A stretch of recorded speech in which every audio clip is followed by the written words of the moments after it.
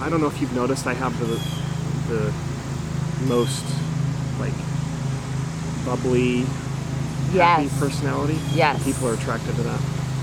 Very true. Speaking of that, we haven't really done anything funny on this video.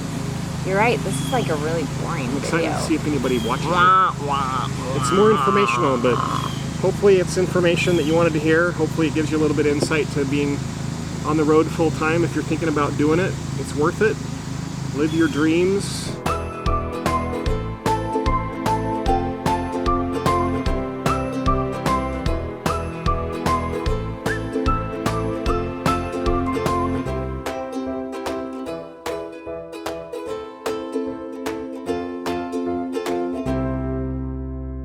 Good morning. Usually I don't come to you in my exercise clothes, but somebody's hogging the shower right now. So we're gonna start the video in exercise clothes. I'm sorry it's so like informal on her. I'm showering in here. I know you're showering in there. Just keep on showering. A lot of people ask us questions, are messaging us, and we've had a lot of questions along the way on our trip. So we wanted to answer a few of those questions for you guys. I haven't done hair. That wasn't the question. What was the question? I'll ask you a question. So what do you think is the hardest thing about RVing? Not having friends around. Not having friends around, yeah. What's your favorite thing about it? You get to go see a lot of stuff. Yeah. No. Wrong answer. Oh. What's the right answer?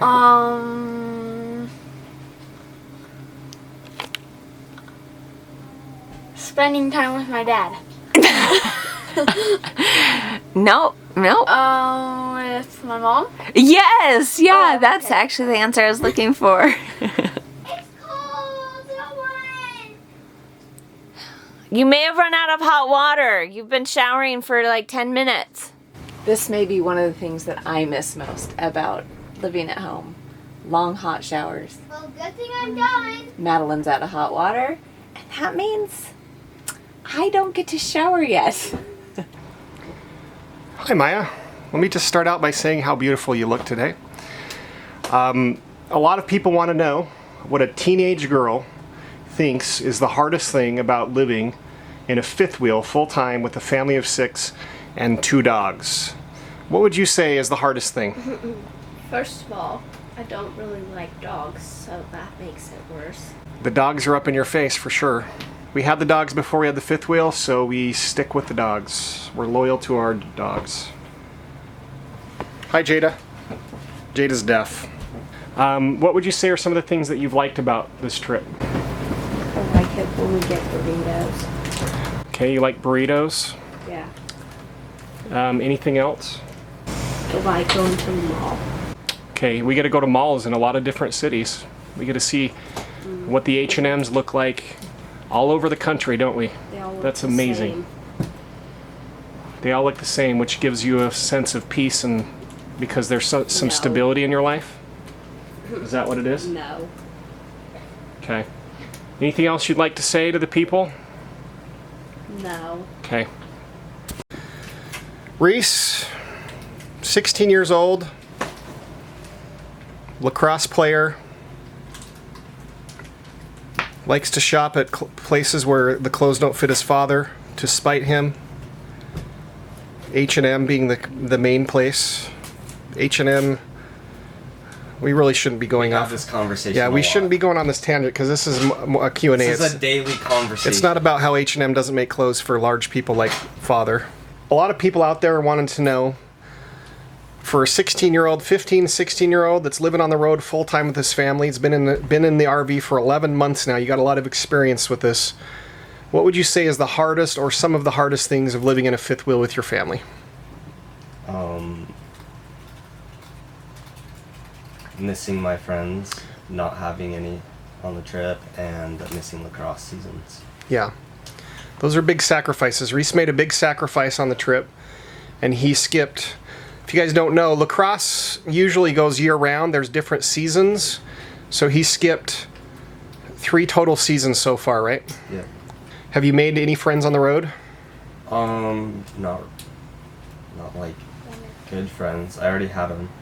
Yeah. Because I went to sea. Yeah. So friends, but I mean, yeah, you're right. Not good as good of friends at home, but maybe potentially friends that you could be good friends with. Yeah.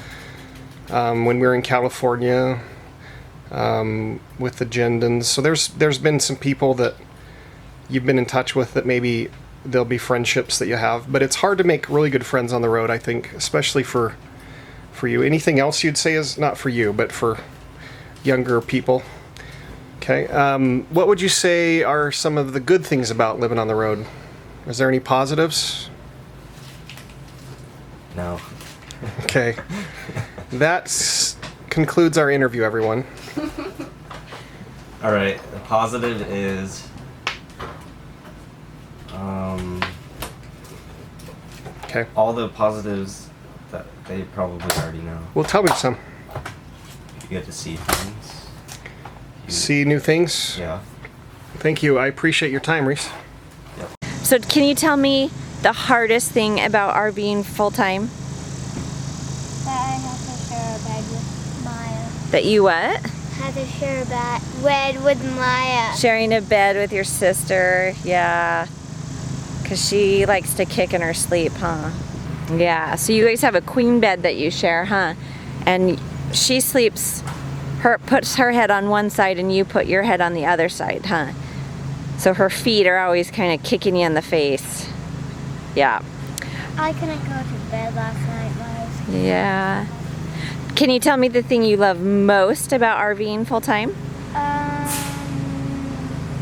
I get to make new friends. That you get to make new friends? Yeah. And I get to meet new people. I get to go swimming a lot more. Yeah. That sounds like awesome stuff. Thanks, Ben. What's the hardest thing about RVing for you? For me, because of my personality, it was the fact that we don't really have a lot of plans. I was kind of more of a person that liked to have plans, but I've gotten used to that now. We really don't have plans very often, especially from where we're going. One of the hardest things that surprised me was how much we had to work on our communication. Because when I worked full-time and we did church stuff and we did volunteering, we could have an argument or we could be off as a couple and not see each other for really like have to communicate for like 48 hours sometimes. Yeah. 24 hours. You know, maybe we'd sit down together at dinner, but we could just pretend like everything was okay even if it wasn't, even if we didn't. Yeah, know? you could ignore it. Well, like when you live in a house and you can just like go your separate ways and do your little routines that like go to work and stuff, you can just ignore the issue, the problem. I was surprised how long or how quickly we had to figure out that we couldn't have any crap going on. We couldn't have bad feelings going on very long. We had to basically immediately apologize and immediately bring it up and work through it, because we are together Every second. So that has been one of the hardest things, is learning to be better communicators and work through our issues and little fights and bickerings. So, but now we've gotten really good at communicating. It's really nice. We have a council we do every week. We'll tell you about sometime about what we do for our marriage council.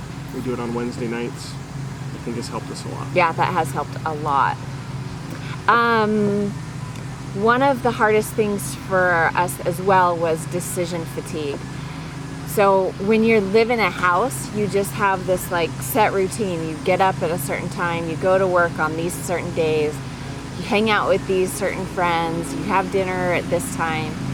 And then when you start living on the road, it's like nothing's the same, and you have to be making decisions all the time that you're not used to making, and it just gets exhausting. So we finally realized like it's really tiring making decisions all the time. Like, where are we going to go next? What are we going to do when we get there? Where are we going to go get groceries? Yep. What direction are we going to go to get there? What route do we go on? Do we stop? Do we stay together? And I think we're used to it because I still Yeah. think we make those decisions all the time. But we were like exhausted for the first month. We were We totally like couldn't exhausted. make any more decisions. We would just like lay on the bed and be like, I don't know. He would ask me a question, and I'd be like, I don't know. I can't answer that right now. I'm done. Like I would I'm sit so there done. and look at my clothes, what I was going to wear, and I didn't know. I just froze because seriously, it was another decision. Like I have a uniform for move day. It's, I always wear yoga pants, and I usually wear a certain t-shirt, and that's like what I wear on move day. And we started learning things like that where we kind of got within some sort of a routine within our daily life. And the kids have a morning routine now where they get up, they do their jobs, and Michael and I have the things that we do, clean up. So we've developed some routines along the way, but still those things like, where are we going to go? What are we going to do today?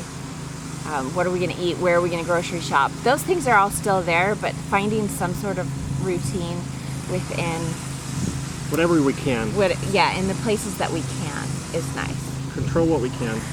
Well, It's let's talk about the people- things that we love. People ask that a lot. What's the hardest? And I think it's good to know that, but it doesn't mean it's not worth it. Yeah. None of these things it's make totally it so worth it's it. not worth it. It's totally worth it. It's nice to be out because we get to see friends we wouldn't see otherwise and make new friends. Yeah, that we've we'll be made friends with the rest of our life. Yeah, we've made a lot of really cool friends along the way, and that's been really fun. But it's good. It's educational. There's a lot of good things about being on the road. It's helped us to be closer as a family because we have to. It's been good for our kids to see different cultures and different people, and I think even just trying different foods and putting yourself out there and doing things that are uncomfortable are all good. A lot of family growth, a lot of Yeah. personal growth, family closeness, which is a lot of what we wanted out of this trip. Yeah, we weren't too worried about what we saw, but we're better at not worrying about what's to come and enjoying and Yeah. living in the moment. Not even enjoying, because sometimes you're not enjoying it, but you're experiencing the moment. But living in the moment, and Whether it's we've good or really bad. learned how to do that. Better. Which, yeah, better. We're still not great at it, but I do feel like I have improved so much in that. This is the best experience we've had as a family. Absolutely. Even though we made sacrifices and I quit my job, and it's definitely worth it. And if you don't think you can do it, you can do it. You just need to figure out a way. 'Cause, Yep. 5 years ago, we wouldn't have thought we could do it. That's true. And really, it took us 6 months to decide to do it. It took us a long Marissa started time. manifesting, and it happened fast It once took a we long decided time to, to convince some people. to quit a job. Yeah, a really good job. So, but it's worth it. It's definitely worth it, even if you have to sacrifice a little bit to go out and do it. And it doesn't have to be full-time living. It could be any dream that you have. Yeah, You just need to go anything. for it. Don't Maybe it's to start your own bakery. regret That'd be yummy. tomorrow that you didn't try doing something today. And I'll have to heed my own advice there too, as we move into the future and see what we have Yes. coming up. Okay, well, we hope this is informational to you. Have a great day. We'll see you tomorrow. Bye.